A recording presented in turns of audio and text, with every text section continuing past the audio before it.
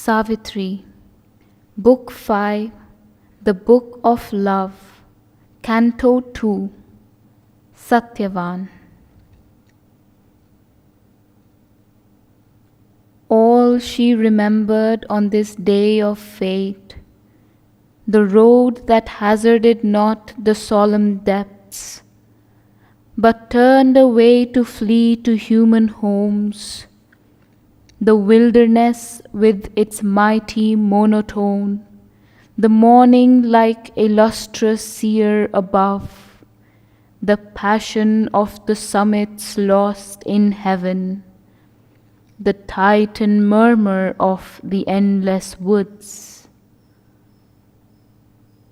As if a wicket gate to joy were there, ringed in with voiceless hint and magic sign, upon the margin of an unknown world, reclined the curve of a sun-held recess. Groves with strange flowers like eyes of gazing nymphs peered from their secrecy into open space. Boughs, whispering to a constancy of light, sheltered a dim and screened felicity, and slowly a supine inconstant breeze ran like a fleeting sigh of happiness over slumberous grasses pranked with green and gold. Hidden in the forest's bosom of loneliness, amid the leaves the inmate voices called, sweet like desires enamored and unseen, cry answering to low insistent cry. Behind slept emerald dumb remotenesses, haunt of a nature passionate, veiled, denied to all but her own vision lost and wild. Earth in this beautiful refuge free from cares, murmured to the soul a song of strength and peace. Only one sign was there of a human tread, a single path shot thin and arrow-like into this bosom of vast and secret life, pierced its enormous dream of solitude. Here first she met on the uncertain earth the one for whom her heart had come so far. As might a soul on nature's background limned stand out for a moment in a house of dream, created by the ardent breath of life, so he appeared against the forest verge, inset twixt green relief and golden ray, as if a weapon of the living light, erect and lofty like a spear of God, his figure led the splendor of the morn. Noble and clear as the broad peaceful heavens, a tablet of young wisdom was his brow. Freedom's imperious beauty curved his limbs. The joy of life was on his open face. His look was a wide daybreak of the gods. His head was a youthful rishi's touched with light. His body was a lover's and a king's.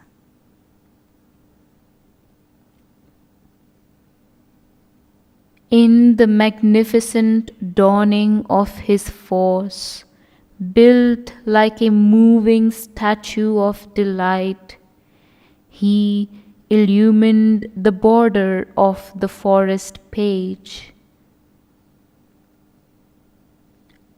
Out of the ignorant, eager toil of the years, abandoning man's loud drama, he had come, led by the wisdom of an adverse fate, to meet the ancient mother in her groves.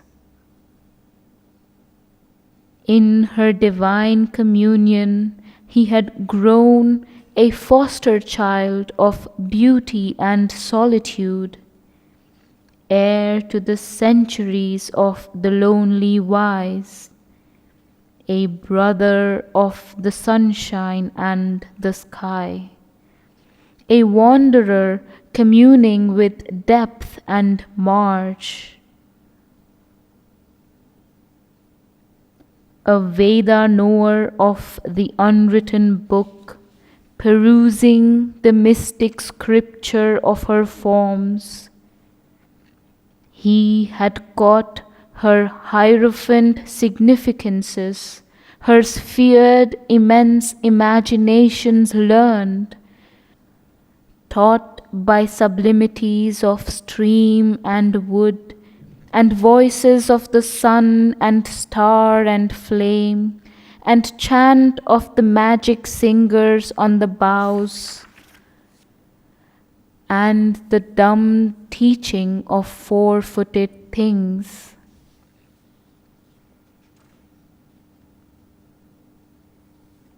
Helping with confident steps, her slow great hands, he leaned to her influence like a flower to rain, and like the flower and tree, a natural growth, widened with the touches of her shaping hours. The mastery free natures have was his, and their ascent to joy and spacious calm, one with the single spirit inhabiting all. He laid experience at the Godhead's feet. His mind was open to her infinite mind. His acts were rhythmic with her primal force. He had subdued his mortal thought to hers. That day he had turned from his accustomed paths. For one who, knowing every moment's load, can move in all our studied or careless steps, had laid the spell of destiny on his feet and drawn him to the forest's flowering verge.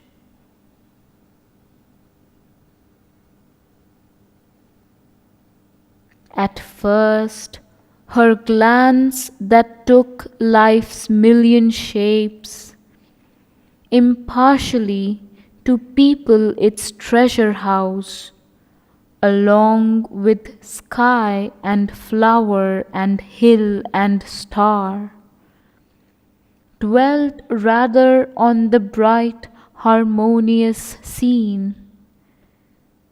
It saw the green gold of the slumbrous sward, the grasses quivering with the slow wind's tread, the branches haunted by the wild bird's call. awake to nature, vague as yet to life, the eager prisoner from the infinite, the immortal wrestler in its mortal house, its pride, power, passion of a striving God, it saw this image of veiled deity, this thinking master creature of the earth, this last result of the beauty of the stars, but only saw like fair and common forms. The artist spirit needs not for its work again. The artist spirit needs not for its work and puts aside in memory's shadowy rooms. A look, a turn decides our ill-poised fate.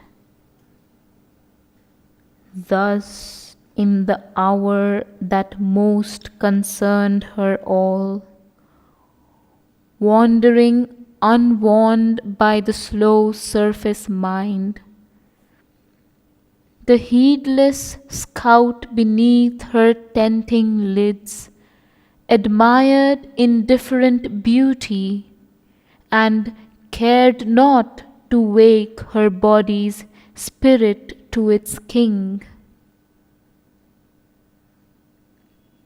So might she have passed by on chance ignorant roads, missing the call of heaven, losing life's aim, but the God touched in time her conscious soul.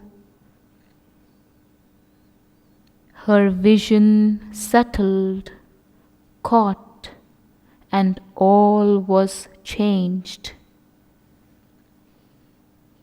Her mind at first dwelled in ideal dreams, those intimate transmuters of earth's signs, that make known things a hint of unseen spheres, and saw in him the genius of the spot, a symbol figure standing mid earth's scenes, a king of life outlined in delicate air.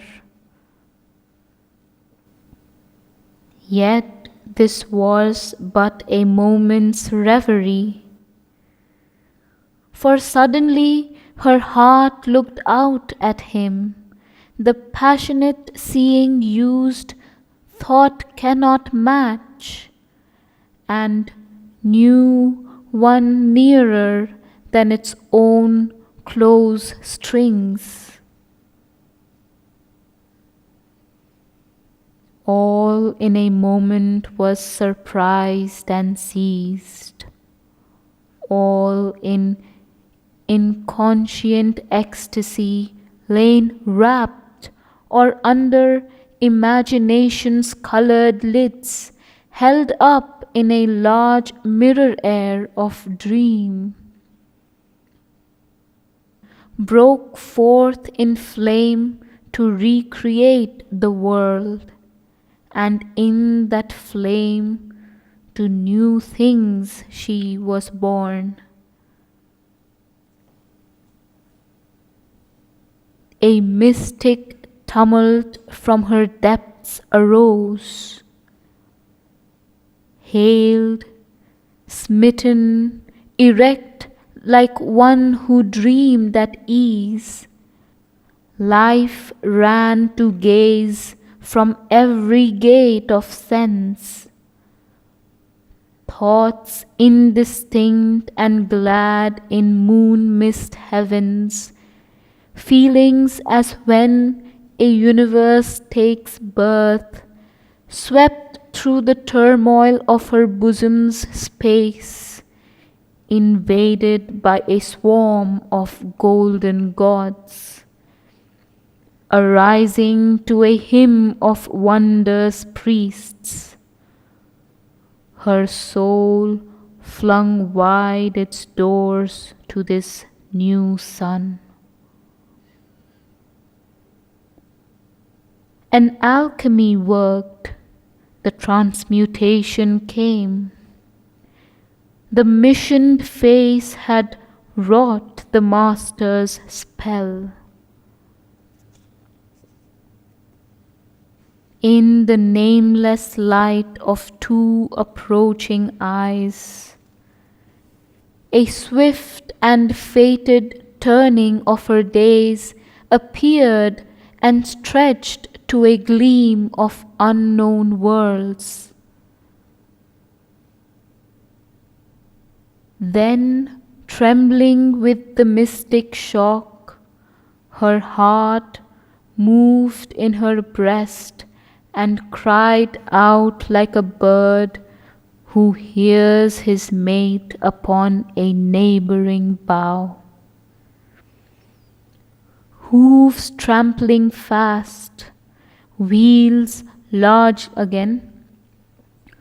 Hooves trampling fast, wheels largely stumbling ceased. The chariot stood like an arrested wind. And Satyavan looked out from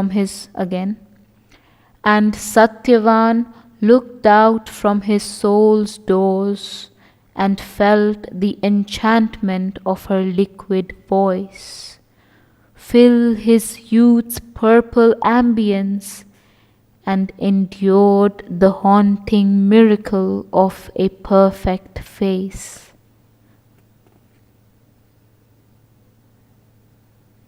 Mastered by the honey of a strange flower mouth, drawn to soul spaces opening round a brow, he turned to the vision like a sea to the moon, and suffered a dream of beauty and of change. Discovered the aureole round a mortal's head, adored a new divinity in things. His self-bound nature foundered as in fire. His life was taken into another's life.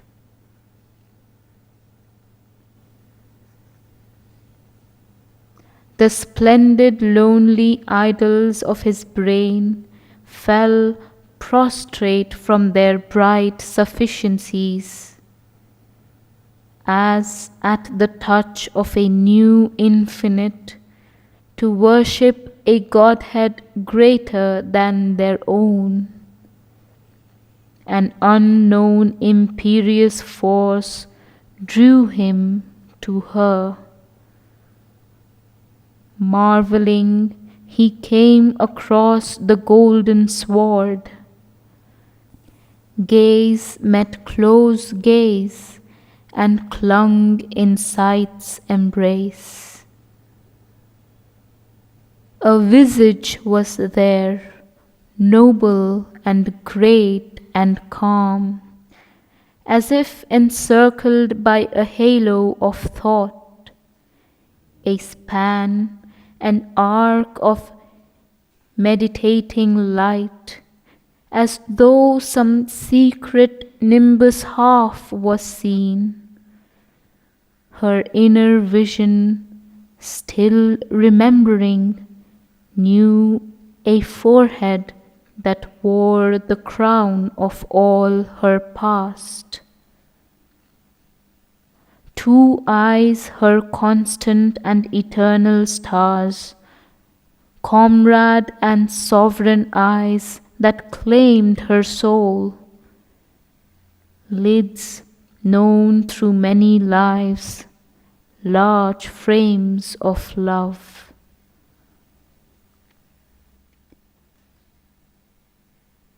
He met in her regard his future's gaze, a promise and a presence and a fire, saw an embodiment of aeonic dreams, a mystery of the rapture for which all yearns in this world of brief mortality, made in material shape his very own. This golden figure given to his grasp hid in its breast the key of all his aims, a spell to bring the immortal's bliss on earth, to mate with heaven's truth our mortal thought, to lift earth hearts nearer the Eternal's Son. In these great spirits now incarnate here, love brought down power out of eternity to make of life his new undying base. His passion surged a wave from fathomless deeps.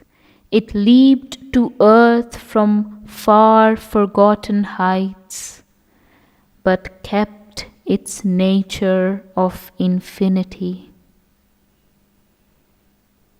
On the dumb bosom of this oblivious globe, although as unknown beings we seem to meet, our lives are not aliens nor as strangers join, moved to each other by a causeless force.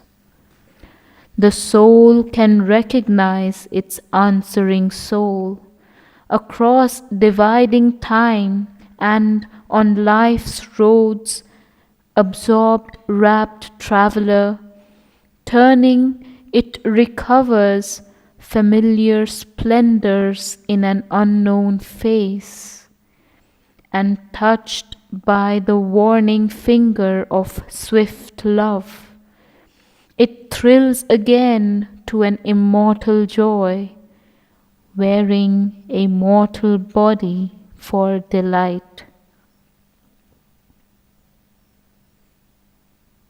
There is a power within that knows beyond our knowings. We are greater than our thoughts, and sometimes earth unveils that again, and sometimes earth unveils that vision here. To live, to love, are signs of infinite things. Love is a glory from eternity's spheres.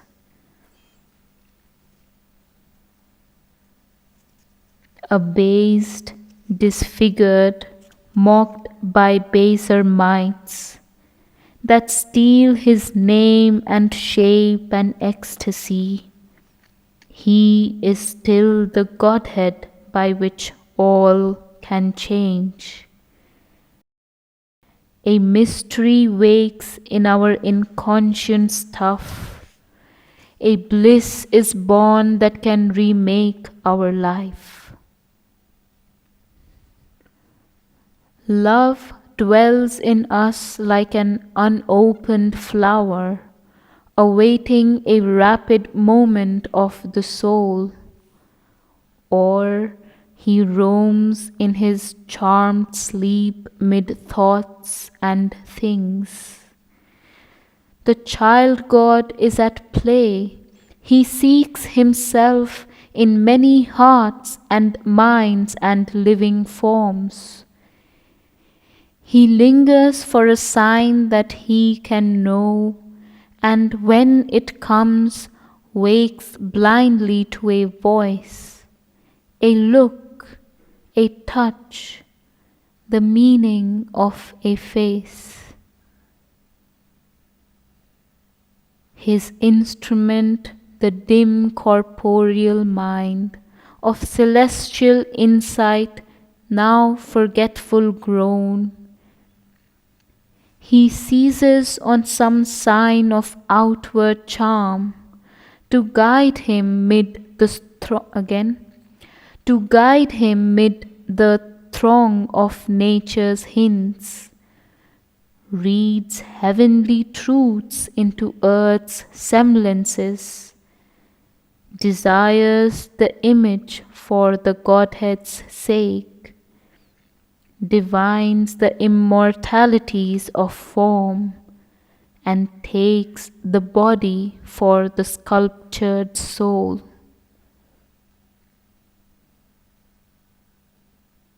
Love's adoration, like a mystic seer, through vision looks at the invisible, in earth's alphabet finds a godlike sense. But the mind only thinks, behold the one for whom my life has waited long unfilled. Behold the sudden Behold the sudden sovereign of my days. Heart feels for heart, limb cries for answering limb. All strives to enforce the unity all is. Too far from the divine, love seeks his truth, and life is blind, and the instruments deceive, and powers are there that labor to debase. Still can the vision come, the joy arrive.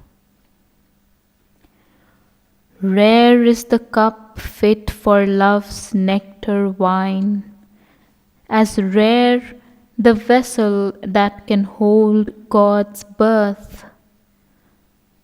A soul made ready through 1,000 years is the living mold of a supreme descent. These knew each other, though in forms thus strange.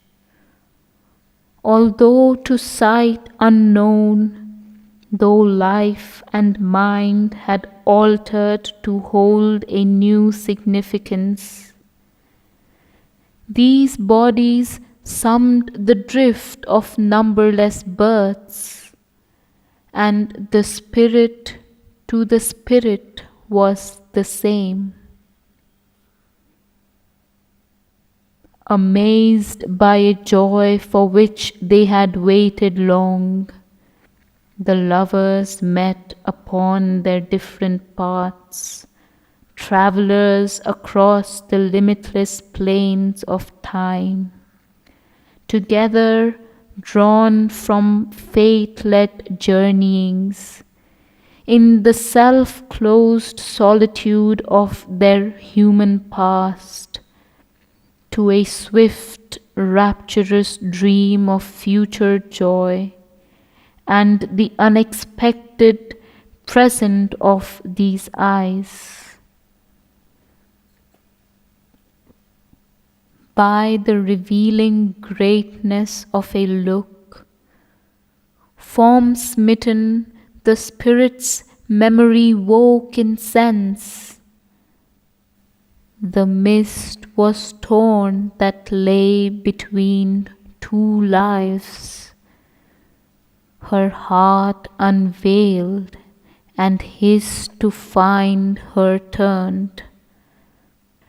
Attracted as in heaven star by star, they wondered at each other and rejoiced and wove affinity in a silent gaze.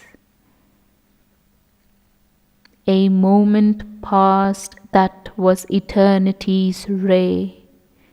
An hour began, the matrix of new time.